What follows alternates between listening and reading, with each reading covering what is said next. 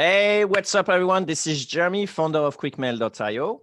And this is Amar with ZenMaid. And today we are going to chat about removing yourself from the daily operations of your business. Yeah, all you Jeremy, need to let's do, kick it off. all you need to do is to get hit by a bus, and that's it. Yeah, Job done. You're removed. exactly. That's always the No classic more question. operation. Yeah. If you were to get hit by a bus tomorrow, Jeremy, what would happen to your business? For the longest time, the answer was, well, that'd be that. There you go. Well, for a long time, I think for 5 years, this was the answer. Yeah. Now we're like 50-50, and the goal is obviously to do 100%. Yeah. In fact, this is funny. One of our newly started support person, so she still needs to get into the culture, understand how we're working and so on. I said to her, well, at some point, you need to be able to operate without me. So, I don't need to be in the operation on a day-to-day. And she replied to me, oh yeah, that's the dream of all founders. Like, no, it's just so you can keep your job when I die. It's like a reframing thing sometime, right? But Yeah. yeah. Where are you? Like, if you die, where is ZenMaid right now? Yeah, ZenMaid's probably like 98 or 99% there. Well, I mean, I guess it just kind of depends. So I mean, I think we've talked about this a little bit on our mastermind. So what it is in terms of operations, in terms of the product, like the software itself, in terms of the actual support team and the operations team, all of those groups would not only continue to operate, they would continue to get stronger in my absence. And then my main question would just mainly be on sales and marketing, that a lot of stuff that we're doing now would continue happening, but I would be concerned about kind of like innovation on the marketing side and stuff like that. So, Yeah. So when you you say know, 98%, you're actually just doing 2%. uh, That's what you need well, to replace, 2% of that the operation. that I got you there, sounds, man. yeah. Well, that sounds like you're rating marketing quite importantly there for once. So. No, I would probably think, like, from knowing your business and so on, you're probably at 70%, 80% maybe, or 70% Yeah, there. maybe like 80%. Yeah, Yeah. Give me just 1 sec. Hang on. sure. So for the listeners, Ama is, I don't know. I don't know what to say. I don't have any jokes to make, and he's back already. All right. I'm back. So you're back. Okay. Sorry about that. Yeah, no problem at all. No, I think this is an important thing because most people, when they start, they sort of merge all the role with themselves. They say like, hey, I got a business. No, not really. You just created a job where you do all the operation like 100%. Yeah. And, I'm saying drastic thing like, when I get hit by a bus, like most of the time it doesn't matter, I'm dead. But, you could be sick. You could have some, being handicapped one way or another, like, you could lose part of your sight, you could become, have headaches when you're looking at computer, or any kind of thing that could effectively impair you quite drastically, in your ability to operate. And so that's why, that's part of why, most of people are trying to get out of having a job and actually starting a company. For me, it was like, I love my job. I work a lot, but at some point I worked too much. Like I had like a big crisis that made me realize, holy hell, I have a job. I don't really have, a company that can operate without me. And I think that from that point on, like 2 years ago, then that became the focus of gradually shifting the from a job to actually having a proper company. And that takes time. That takes a lot of time. How did you get started with that? Department by department, honestly. Okay. And I got mixed feelings about giving advice on how to start. Like some people like to start from the department they're not good at, or they don't want to bother with. And some start with the department they're really good at. And so therefore, they replace themselves and then they go after a different department afterwards. I think both options are great. Personally, from my personal experience, if you can replace the department where you're really good at first, that's going to give you a tremendous amount of energy to do the other departments. Rather than falling back into the pitfall of other people help me being successful with my sort of like department. So for example, if I'm a developer and I'm really good at developing product, then if I get all the department around, then basically the most competitive advantage of my company is still me. Therefore, it makes me harder to remove myself. But if I replace development first, then I can provide some guidance. And then once I replace that, honestly, I'll be feeling like, oh hell, I'm done already, because your main company is rotating around your massive skill, and therefore you can go then to each of those departments. And I think that's a more healthy but way harder way, or well, on a personal level, not necessarily on a technical level or skill level. Yeah, yeah, I completely agree with that. If you're talking about like a bootstrapped company, then I Hmm, hmm. 100%, 100% agree. I definitely think that the founder should be leading almost all departments, right? That like when you're doing like marketing, you don't bring someone in to figure out your marketing for you. Yeah, You figure out what works. Like you don't have to be the best copywriter, but you do need to figure out the language that your audience speaks, the language that actually sells the product and stuff. Like it's your job as the founder to figure out that value proposition and the product market fit and all of that stuff. And then in the future, you can bring in marketers.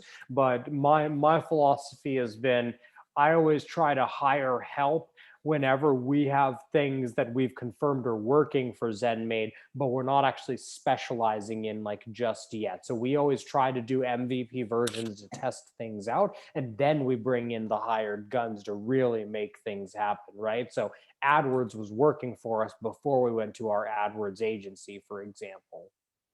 That's brilliant. And in fact, you helped me tremendously at some point in my journey. But before I do that, like small Yeah. teaser, can you Mhm. either like move your? I mean, I'm Oh, gonna ban you from wearing shirts on the screen anyway. That's the only, only place you're wearing shirt, I believe, during a podcast. But yeah, just be careful with your yeah. mic.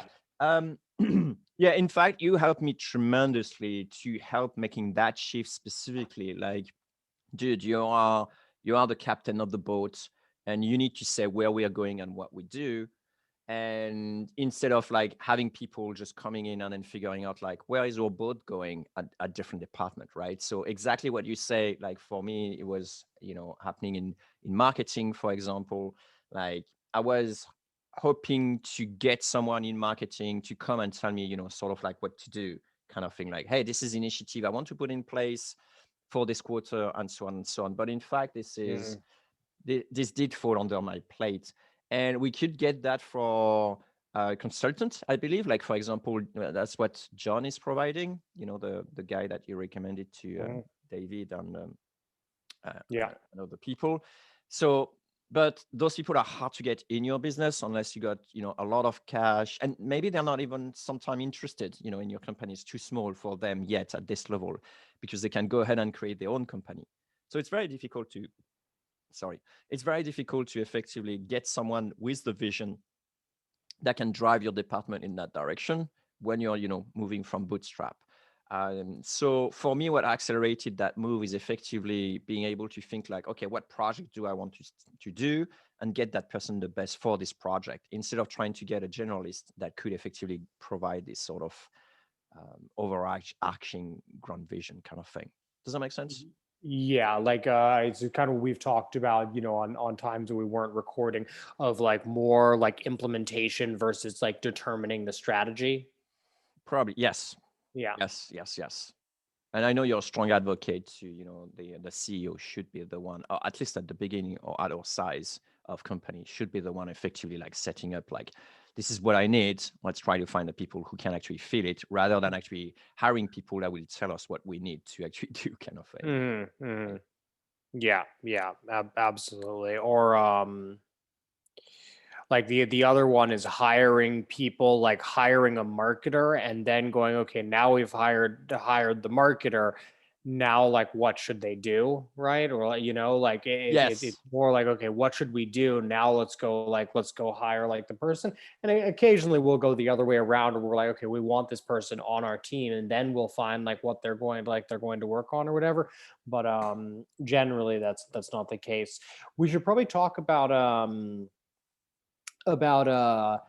training a little bit, because I mean, I know you and I have already touched on this previously, but I think that I have a tendency to hire and to train people up, whereas you tend to try to hire people that are already like ready to go, experienced in the position or in the Oh, role that you're having them take over. well, I would say it's the opposite because when you hire someone for Facebook ad, you don't hire someone that you're gonna train to do Facebook ads. You Well, hire already the specialist at Facebook Well, ads. but keep in mind, I'm hiring an agency for those things. So like you hire True, employees and that's how you true. approach it. I Yeah. use a mix, right? So Mhm. my team I train up, but then half of like my quote unquote team are like freelancers and contractors that come in already specializing, right? So I was more thinking like Chris and Heather and like Fran, for example, that none of them were like kind of at the level that they're at now when they started with us, that they've all grown tremendously. But that's pretty much my thinking too. I tried to get expert at some point in my domain, in my area of development. I just ended up with divas, and that made it very, very difficult to manage. So unless you're a really good manager, then they're very hard to manage, to keep, to please. It's very, very difficult mix where I tend now to hire people who are more junior, where I can help them grow so they have an incentive to be as well working at the company because they're learning so much and I can provide that learning experience. I can train them in both their technical skills, but also about the business because we're very transparent and also about personal, growth as well. And I think that's the sort of like value advantage that I can provide with all my year of experience in that sort of like domain. So I did try to get the experience first, totally failed. So instead, I try to find younger, more junior type of people with potential that I can see potential in them, and I can feel like, yeah, I do want to develop this person, and that's really, what I've been doing lately. I wanted to add something else and I forgot, but I will come back. Okay, cool. But oh Yeah. yeah, that's the thing I wanted to add is like we do use an agency for producing blog posts at the moment. The person is great. They know the product. They're in fact using the product themselves. So that this level, and I'm fine with that. When the work is really well defined, I'm actually fine using contractors or agency for doing that. And in fact, it also comes from you when we were discussing. I don't know if you remember during our mastermind, we were discussing about like me having this sort of like trouble, like, yeah, but I'd like some guy to, a generalist to come in and then, grow, the Mm. department and so on. And then I came back and I did one step back. I said, hold on a second. I never complained about, a certain type of people that were actually the contractor who had like really well defined Mhm. scope things to do and that kind of run on autopilot. And I was like, that's interesting. Yeah. That's those sort of like insight moments kind of Yeah, things. yeah, yeah. You're like, wait a minute, I already Yeah. do this. Yeah, yeah, exactly. But I I don't already work realize with it. It's agencies. pretty cool. Yeah, yeah, absolutely. So, okay. Yeah, that's pretty cool. And then yeah, if you're listening to this and you're making like your first time hire, I think one of the biggest things is like picking out specific tasks or even defining the multiple roles that you're covering. So at some point, Arun and I, once we'd been in business for like maybe 3 years or something, we actually split just like internally between us. We split all the C-level titles. We had each one assigned to myself or to Arun, just to figure out who was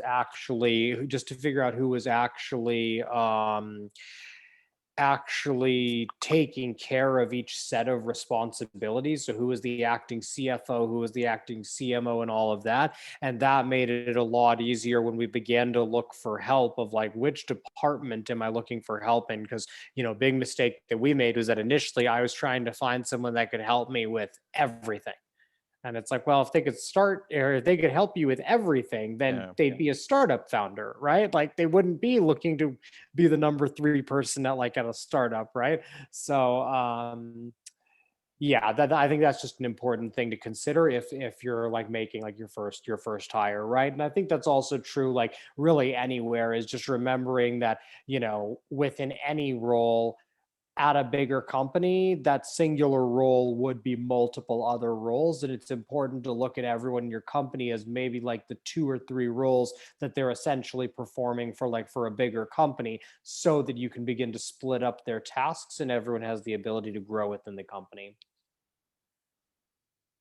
That's an interesting. It's probably going on a tangent as to, is it the responsibility of the company to train them in different roles? But I think Netflix has the sort of opposite approach, which is like you get someone for, a journey that, and then when they're doing something else, then it's, they're going at a different kind of company. What you said actually remind me, the conversation with Dave yesterday in our mastermind about, the marketing person that he tried to hire that is, specialized into a certain thing. And then suddenly tell them to like, your goal is to do X. And of course, their specialization is only about doing that certain thing. So their tendency is naturally to, well, I'm going to try to figure out how to do X and while doing what I'm really good at, you know what I mean? Yeah, So, exactly.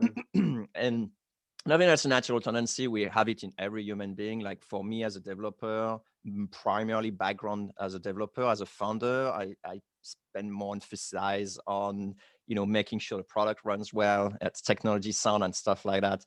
Where, as a founder, as a marketing background, will spend more time figuring out like, making sure the product is well heard by everyone. And, that's the sort of things, which is a natural tendency, honestly. Yeah, So absolutely. if we circle back to, the topic on how to remove yourself from daily operation. So I think we can summarize it initially as, try to be very conscious as to what role you're hiring for, like what you try them to exactly do instead of hiring them and then figuring out what to do. So have a thinking of first what that person needs to be doing. Ideally replace yourself first, like what you're really good at, because you can take more junior people and train them up, that that build the trust in that person as well. At the same time, you make sure that they see the world your way as well. So basically they carry on your vision, and then that will free you a lot of time that way, and everyone's winning. They're also they're also under some mentorship in a sense, or coaching, you can say. And then after that, go for each department. Is that what we should recommend people doing? Yeah, that sounds about right. That sounds like a great starting point. Isn't that hard for someone who is like, let's say let's say you're, for example, a junior developer, and then you're at the time of a bootstrap, and you're at the point where actually doing more than your prototype, so you start having some client and stuff like that. And at what time should you actually start replacing yourself? Well, so my opinion is generally the earlier the better, assuming that you're looking to Yes. build like a real business, right? That if you're just looking to make as much money as you were making at your job before this and you essentially want to be self-employed, then by all means, go for it. But if your goal is to create, a machine that can make money every single day, regardless of what you personally are doing, you have to have that systems mindset. And I'm encouraging my wife to actually spend a little bit of her own money out of pocket to get help from a VA while she's starting to build up her own project, because I think that the management skills that you get from that are that important. So that would definitely be my answer. The sooner the better. Well, that's a fantastic point. There's two things that makes me think of two things. The first one is, you're right. You can go far and gain more money if you're just alone and basically just Mhm. operating a company as a one single person, as a job. But you won't go very far because you can burn yourself out. You can become sick. You can whatever. The business stops your ground. As soon as something happens to you. So you'd go alone, you go fast, but if you want to go far, then you need a team. Mhm. Yeah. And then the second thing that you're mentioning, damn, I lost it again, but it will come back. Anyway, yeah. Well, for more brain farts and us forgetting things, check Jeremy out on Twitter at I don't know. It was a great point, but hey, people will have to wait another time to extract it from my brain. All right, sounds good. Yeah, let's call it there then, and yeah, chat about the next topic the next time. There you go. So if you want to know more, or even ask me, what the hell were you thinking of, Jeremy? You could head over to Twitter. Actually, it's mad. We don't ask people to subscribe and click the like button and stuff like that. I think it's like people should do that anyway. So, but hey, we need to tell them, right? That's the difference between a marketer and a developer. I don't know, Jeremy. You tell me. All right, so hit the like button, even if you don't like it, that's fine, and just just subscribe so you'll get notified whenever we upload new one. I think we upload one a week at the moment. Yeah, thinking about increasing that though, but yeah, one a week right now. So yeah, cool. All right, thanks, Amar, for the great cast.